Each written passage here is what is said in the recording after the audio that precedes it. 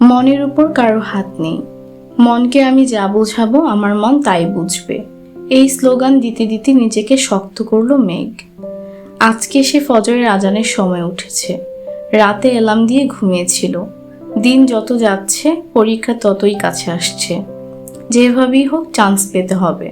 প্রথম target medical, দ্বিতীয় ঢাকা বিশ্ববিদ্যালয়। এজন্য সবই পড়তে হচ্ছে তাকে। নামাজ পড়তে বসেছে মেঘ। 7টা থেকে 7:30 পর্যন্ত পড়াশোনা করেছে। সকালে খালি পেটে বেশিক্ষণ থাকা কষ্টকর। তাছাড়া পড়াশোনা করলে আরো বেশি ক্ষুধা পায়। গতকাল সন্ধ্যায় খেয়েছিল, সারা রাত কিছু খায়নি। ক্ষুধায় চুচু করছে পেট। দৌড়ে নিচতলায় গেল মেঘ। মেঘের দৌড় দেখে ভয় পেয়ে গেলেন হালিমা খান। উনিও রান্নাঘর থেকে ছুটলেন। হালিমা খান, কি হয়েছে তোর, এভাবে ছুটছিস কেন? মেঘ, আমার খুব ক্ষুধা পাইছে আম্মু, তাড়াতাড়ি খেতে দাও।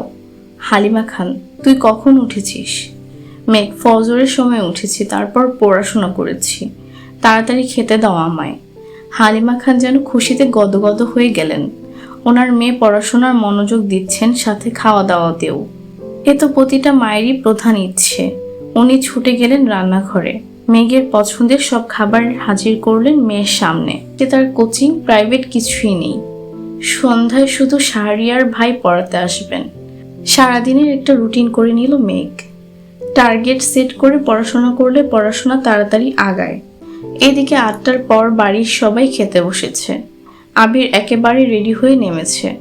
চেয়ার টেনে বসতে বসতে নজর পড়ে সামনের চেয়ারটা ফাঁকা। নিষ্পলক তাকিয়ে কয়েক সেকেন্ড স্বাভাবিক হয়ে খাওয়া শুরু করে।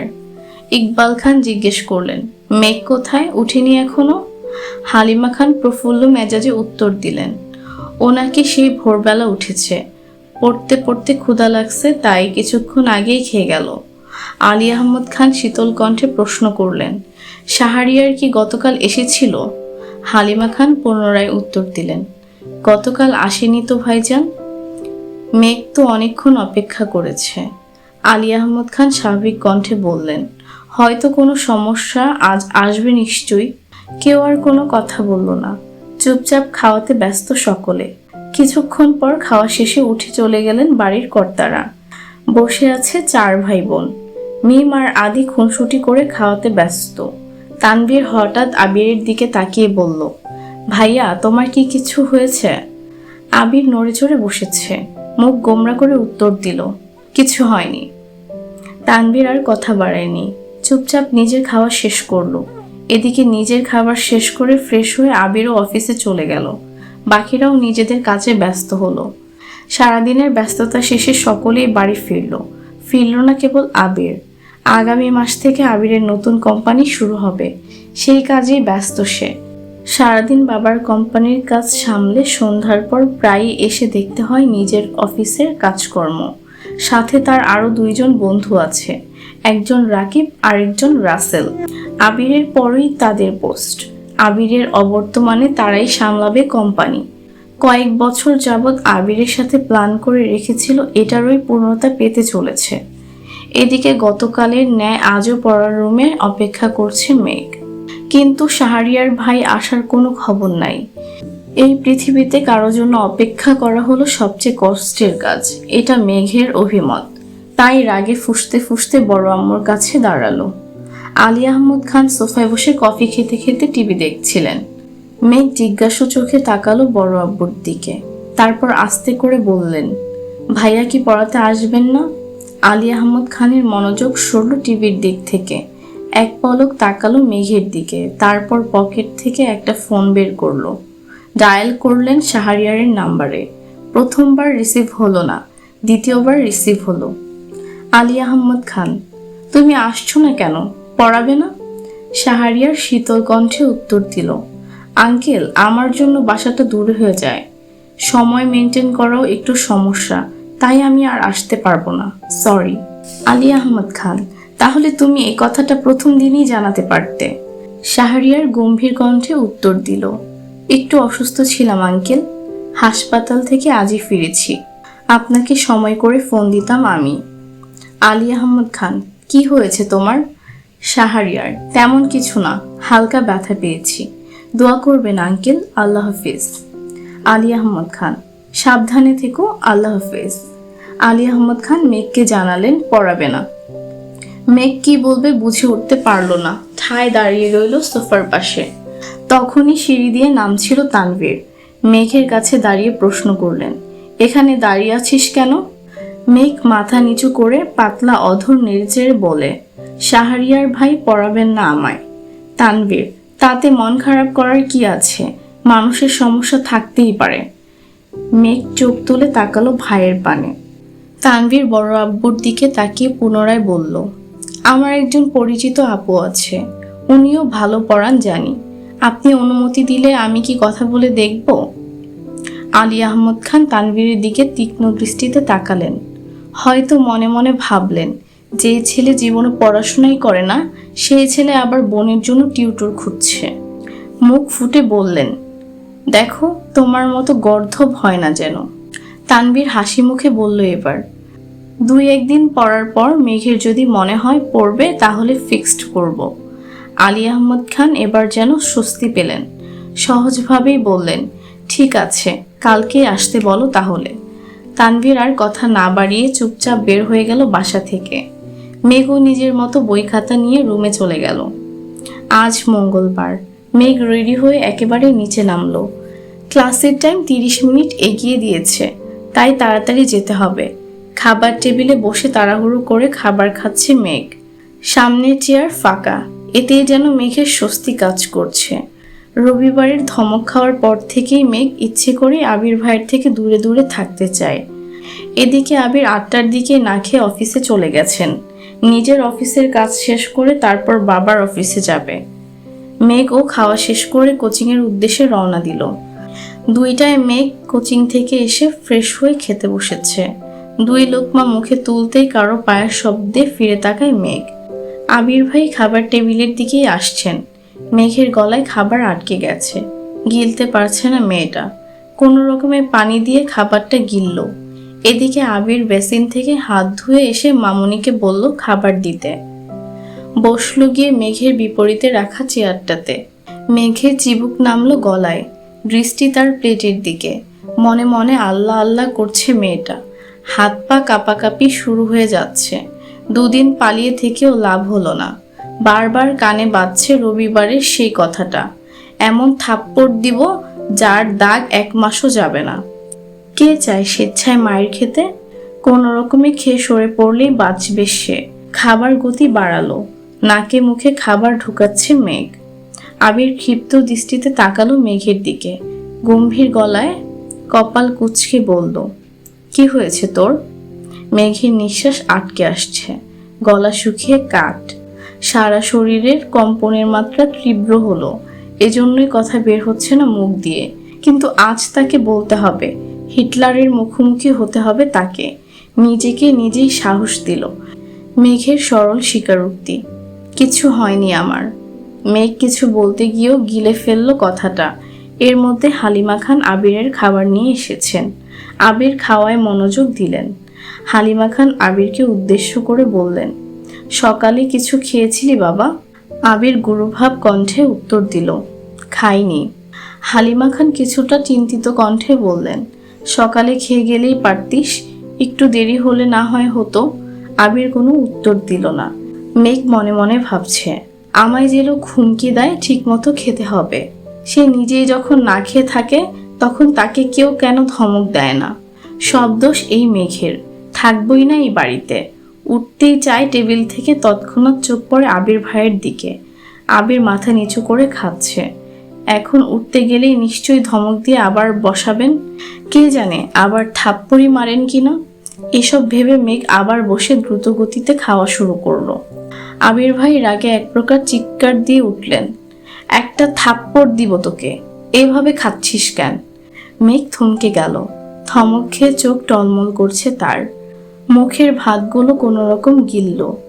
মনে মনে ভাবল, আমাকে থাপ্পড় দেওয়ার এত ইচ্ছা আপনার? আবিরের থাপ্পড়ের ভয়ে 2 দিন যাবৎ খাবার টেবিলে সবার সাথে খায় না মেয়েটা। কে জানতো এই দুপুরবেলাও আবির ভাই অফিস থেকে বাসায় চলে আসবে? জানলে হয়তো আগে খেয়ে নিত, না হয় আবির ভাই খাওয়ার পরে খেতে আসতো। কেন এই মানুষটা তার সামনে আসে, কেনই বা এত রাগ দেখায় ভেবেই পায় না মেঘ। হঠাৎ মনে পড়ে যায় ঘুম থেকে উঠে বলা স্লোগানটা, মনের উপর কারো হাত নেই। মেঘ ভয় পাবে না আবিরকে। তারপর স্বাভাবিকভাবে প্লেটের ভাতগুলো শেষ করে হাত ধুয়ে সিঁড়ির দিকে যেতে নেয়। সোফার কাছ পর্যন্ত যেতেই মিম আর আদি দৌড়ে এসে জাপটে ধরে মেঘকে। আকস্মিক ঘটনায় কিছুটা ঘাবড়ে গেল মেঘ। তারপর স্বাভাবিক কণ্ঠে বলল, কি হয়েছে তোদের? মিম ফিসফিস করে মেঘকে বলল, আপু প্লিজ আবির ভাইয়াকে বলো না আমাদের নিয়ে বাইকে ঘুরতে। কখনো বাইকে উঠিনি, প্লিজ বলবা। মেঘ কোনো কিছু না ভেবেই বলল, আমি বলতে পারবো না। আদি, প্লিজ প্লিজ প্লিজ আপু, আমরা বলার সাহস পাচ্ছি না। প্লিজ তুমি একটু বলে দাও না প্লিজ। মেঘ আবারও গম্ভীর কণ্ঠে জবাব দিল, আমি পারবো না বলতে। তোদের ঘুরতে ইচ্ছে করলে তোরা বল। মেঘ মনে মনে ভাবছে, তোরাই সুখে আছিস, আমাকে তো উঠতে বসতে মারার হুমকি দিচ্ছে। আমি এবার এটা বললে নিশ্চিত এখনই খাবো থাপ্পড়টা। আবিরের খাওয়া শেষ। এদিকে আসতে দেখে মেঘ চাইল সে তাড়াতাড়ি রুমে চলে যাবে, কিন্তু মিম আর আদি আরো করুণ স্বরে বলছে, প্লিজ তুমি বলো না। এবার মেঘ রেগে কটমট করে বলে, আমি বললাম তো পারবো না। মিম আর আদি যেন চুপসে গেল। মেঘ আর এক মুহূর্তও দাঁড়ালো না, সিঁড়ি দিয়ে ওঠায় ব্যস্ত। আবির বিষয়টা লক্ষ্য করেছে। আবির আদিকে জিজ্ঞেস করে, কাকে কি বলতে বলছিস ওকে? মিম শ্বাস টেনে সাহস নিয়ে বলল, ভাইয়া আমাদের আপনার বাইকে নিয়ে ঘোরাবেন প্লিজ। মেঘ সিঁড়িতে উঠতে উঠতে ফিস ফিস করে বলছে, হিটলার নিবে বাইকে তোদের? সেগুড়ে বালি। আবির কণ্ঠ 3 গুণ ভারী করে উত্তর দিল, আমার বাইকে কাউকে উঠাবো না। কিছুদিন পর তানবীরকে বাইক কিনে দিব, তখন ও তোদের নিয়ে ঘুরবে। আদির অকচ্ছাত প্রশ্ন করে বসলো, তুমি তানবীর ভাইয়াকে নিয়ে ঘুরো না? আবির এবার স্বাভাবিক কণ্ঠে বলল, এখনো তানবীর আমার বাইকে উঠেনি, তবে ভবিষ্যতে উঠাতে পারি। ওর সাথে তোদের কি সম্পর্ক? মিম আর আদি বোবাই হয়ে রইল।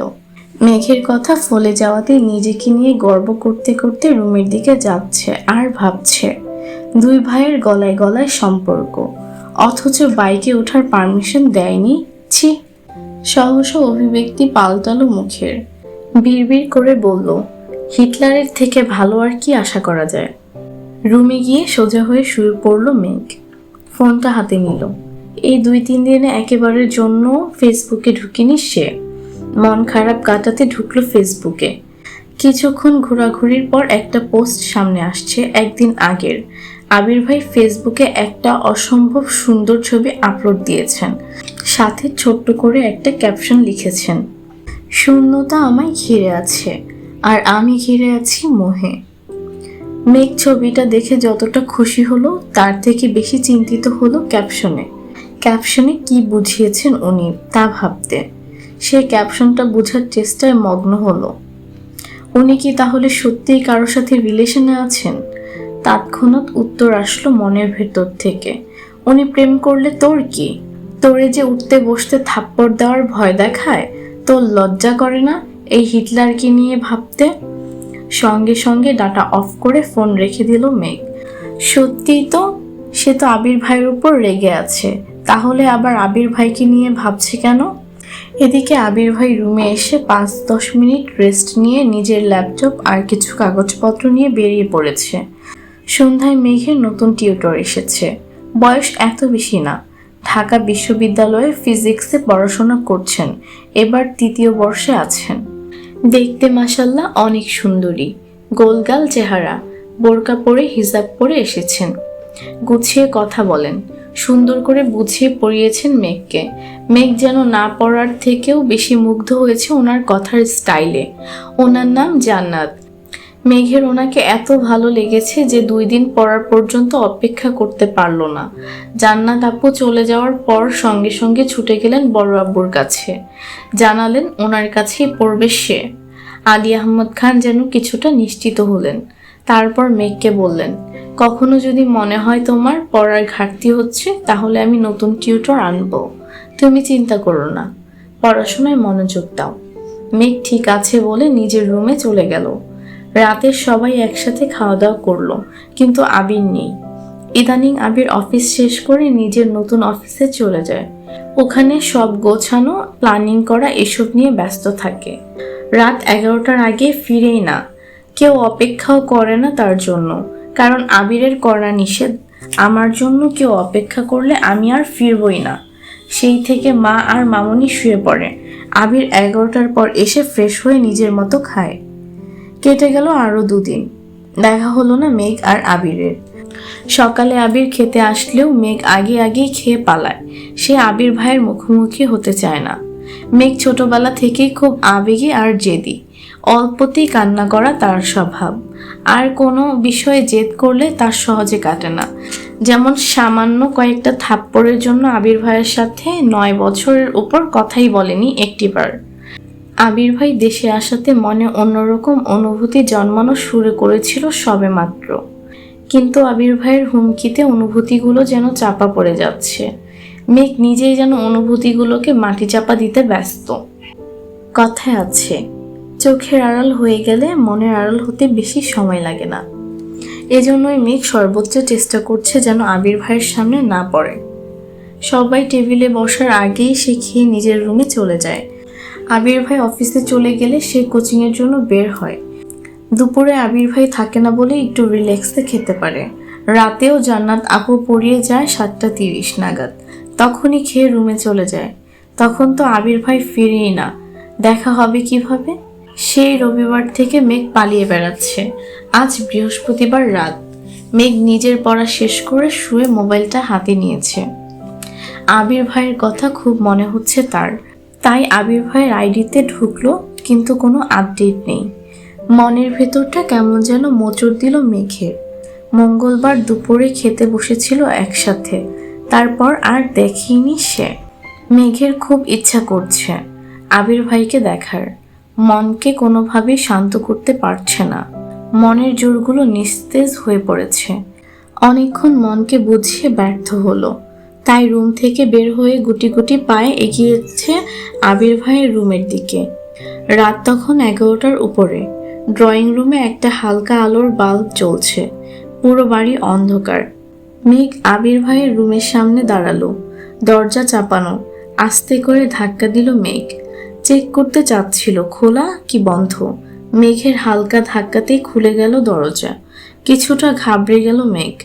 যদি আবির ভাই রুমে থাকেন তাহলে আজ থাপ্পড় নিশ্চিত।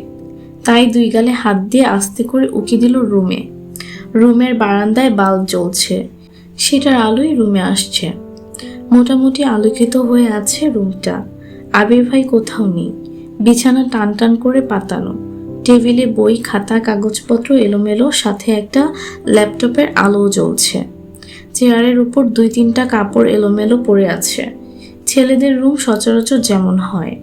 মেঘ মনে মনে ভাবছে, আবির ভাই কি এখনো ফেরেনি? নিজের রুমের দিকে ফিরে 1 কদম এগোতেই কানে ভেসে আসে গানের সুর। দাঁড়িয়ে পড়ল মেঘ। মনে মনে ভাবছে, গান কে গাইছে? আবির ভাই নয় তো? আবারও ঘুরে গুটি গুটি পায়ে এগিয়ে গেল সিঁড়ির কাছে। মেঘ এই জীবনে কোনোদিন সন্ধ্যার পর ছাদে যায়নি। সবাই গেলেও যায় না। ওর ভয় লাগে। সন্ধ্যাবেলা ছাদে নাকি তেনারা ঘুরে বেড়ায়। সারা রাত ছাদেই থাকে। এ ভয়ে ছাদে পা বাড়ায় না। সিঁড়ির নিচে থমকে দাঁড়ালো মেঘ। এই গান কি তেনারা গাইছেন আমাকে আকৃষ্ট করে নেওয়ার জন্য? যাবে কি যাবে না এটা ভাবছে মেঘ। বুকে সাহস নিয়ে 2 কদম এগিয়েছে মেঘ। একটু উকি দিয়ে দেখলো ছাদের দিকে। ছাদের গেট খোলা। এটা দেখে মনে সাহস পেল মেয়েটা। তেনারা গান গাইলে গেট খোলার কি দরকার? তারপরও আল্লাহ আল্লাহ করে এগুচ্ছে মেঘ। গেটের কাছে এসে বুকে হাত রেখে উকি দিল ছাদের দিকে। ছাদের এক কোণায় নজর পড়ল। চেয়ারের উপর হেলান দিয়ে বসে আছে কেউ একজন। চাঁদের উপর থেকে মেঘ সরে যেতেই স্পষ্ট বোঝা গেল এটা আবির ভাই। মেঘ নিস্তব্ধ হয়ে দাঁড়িয়ে পড়ল। এত রাতে আবির ভাই ছাদে কি করেন? কৌতূহল হলো মেঘের। আগে কি গান গেয়েছে তা মেঘ বুঝতে পারেনি। নিচ থেকে শুধু সুরটাই শুনেছে। এখন আবির ভাই নীরব।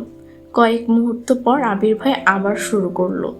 ছোট্ট বুকে মেঘ জমিয়ে কেন রে কাঁদিস পাখি, তুই ফিরবি বলে আমি কেমন সন্ধ্যা নামায় রাখি। ছোট্ট তোর ওই ওমে ডানায় না ঘষতে দিবি কি, বুকের ভেতর গুলগুলিতে একলা পাখি হবি, তুই বুকের ভেতর গুলগুলিতে একলা পাখি হবি। মেঘ উদ্বেগ নয়নে তাকিয়ে আছে আবির ভাইয়ের দিকে। ছেলেদের গান শিখতে হয় না, তারা খালি গলাতে গান গাইলেও যেন অসম্ভব সুন্দর লাগে। মেঘ মুগ্ধ হয়ে আবিরের গান শুনছে। আবির ভাই একই লিরিক্স বারবার গাইতেই গানে মনোযোগ দিল মেঘ। নিজেকে নিজে প্রশ্ন করলো মেঘ, এই গান কাকে উদ্দেশ্য করে গাইছে উনি? আমাকে নিয়ে নয় তো? এটুকু বলতেই মুখে হাসি ফুটে উঠল মেঘের। তৎক্ষণাৎ মনে হলো, উনি আমাকে নিয়ে কেন গান গাইবেন? আমি কে? তানবীর ভাই তো সেদিন বলল আবির ভাইয়ের জীবনে কেউ আছে, তাহলে কি তার কথা ভেবেই গান গাইতেছে? সঙ্গে সঙ্গে হাসি গায়েব হয়ে গেল মেঘের। নিস্তব্ধ আঁখিতে তাকিয়ে আছে সে। বুকের বাঁ পাশে হালকা ব্যথা অনুভব হলো। ওনার মনে সত্যি অনেক দুঃখ। না হয় এমন গান কেউ গায়? এর মধ্যে আবির ভাইয়ের গান থেমে গেল। কিছুক্ষণ নীরব থেকে পকেট থেকে একটা সিগারেট বের করে ঠোঁটে ধরলো। আগুন দিয়ে জ্বালালো সেই সিগারেটটা। এদিকে মেঘের মাথায় আকাশ ভেঙে পড়েছে। নিজের চোখকে বিশ্বাস করতে কষ্ট হচ্ছে। আবির ভাই সিগারেট খান? দাঁড়িয়ে থাকার শক্তিটুকুও পাচ্ছে না অষ্টাদশী। অকস্মাৎ দরজার এখানেই বসে পড়েছে সে। মেঘের জাতশত্রু হলো সিগারেট। যেখানে সিগারেটের গন্ধই মেঘ সহ্য করতে পারে না, সিগারেটের গন্ধে তার শ্বাসকষ্ট হয়ে যায়, সেখানে আবির ভাই সিগারেট খাচ্ছেন, এটা যেন মেঘ মানতেই পারছে না। অষ্টদয় উল্টে নীরবে চোখে জল ফেলে অষ্টাদশী। যাকে সে মিস করছিল, এতক্ষণ তাকে দেখার জন্য উদ্বেগ ছিল, তাকে খুঁজে এসে এরকম একটা দৃশ্য দেখবে তা সে কল্পনাও করতে পারেনি। অষ্টাদশীর মনটা নির্মমভাবে হত্যা করেছে আবির ভাই। আবির ভাই অষ্টাদশীর মনে আর বসন্তের ফুলের মতো ফুটবে না। আবির ভাইয়ের প্রতি খুব রাগ হলো মেঘের। রাগের সাথে কান্নার মাত্রাও বাড়তে লাগলো। ছাদের দরজার পাশেই বসে ফুপিয়ে ফুপিয়ে কাঁদছে মেঘ। নিজেকে সান্ত্বনা দেওয়ার কোনো ভাষাই খুঁজে পাচ্ছে না অষ্টাদশী। আচমকা আবির ভাই হাজির হলো মেঘের সামনে। মেঘ তখন কান্নায় ব্যস্ত। আবির গম্ভীর কণ্ঠে শুধালো, এখানে কি করছিস?